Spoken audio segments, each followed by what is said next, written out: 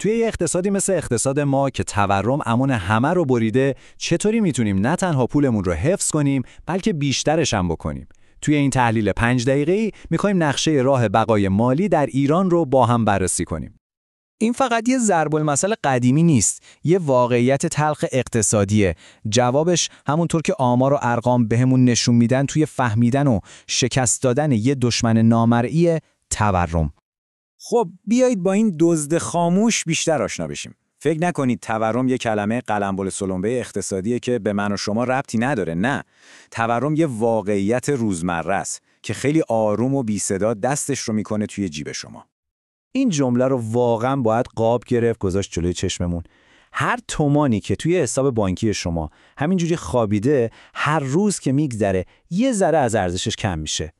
دقیقاً مثل اینه که یه سوراخ نامرئی توی مخزن ثروت شما باشه که آروم آروم داره خالیش میکنه. این عدد چیه؟ این تمام چیزیه که از 1,000,000 تومان شما باقی مونده اگه سال 1388 گذاشته بودینش توی بانک. بله، درست شنیدید. یعنی بیش از 95% قدرت خرید پول شما خیلی ساده دود شده رفته هوا. باور نکردنیه. خب، این آمار شوکه کننده ما رو میرسونه به یه سوال خیلی کلیدی. اگه نگه داشتن پول نقد ما رو فقیرتر میکنه، پس آدمای ثروتمند دارن چی کار میکنن؟ جواب ساده است. اونا پولشون رو توی مسابقه شرکت میدن. مسابقه بین دارایی‌های مختلف برای پیشی گرفتن از تورم.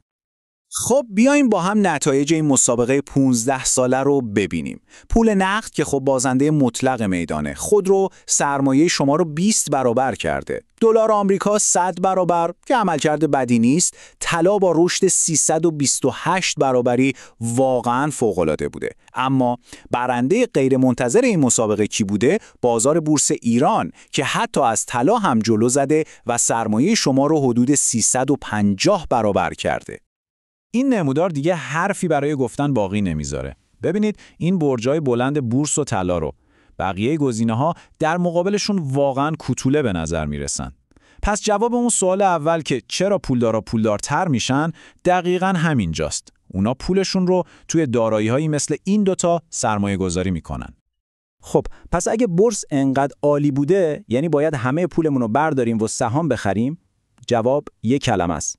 مطلقاً نه. اینجا جاییه که به جای فکر کردن به حمله باید به فکر دفاع باشیم و سپر متنوع خودمون رو بسازیم. سبد سرمایه گذاری یا همون پورتفولیو دقیقاً سپر مالی شماست. به جای اینکه فقط یه شمشیر دستتون بگیرید مثل سهام، شما یه سپر محکم هم دارید که از لایه‌های مختلفی مثل طلا، ارز و همون سهام ساخته شده. اینجوری اگه یه ضربه غیرمنتظره به بازار بخوره، شما محافظت میشید.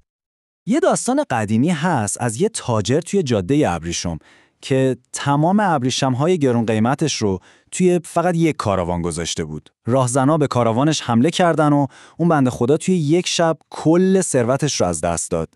درسی که اون با قیمت خیلی گرونی یاد گرفت امروز برای ما حیاتیه. هیچ وقت همه تخم مرغات رو توی یه سبد نذار. بسیار خوب، تئوری کافیه. بریم سر اصل مطلب و بخش عملی. سوال اصلی اینه، خب من از کجا باید شروع کنم؟ فرمولش باورتون نمیشه چقدر ساده است. نکته کلیدی میدونید کجاست؟ توی تداوم. این دوتا مرحله یه عادت ساده اما فوق‌العاده قدرتمند رو میسازن. با تکرار مداوم این کار شما عملاً دارید یه ماشین پولسازی اتوماتیک برای آینده‌تون میسازید. یادتون باشه این یه مسابقه 2 سرعت نیست، یه ماراتونه.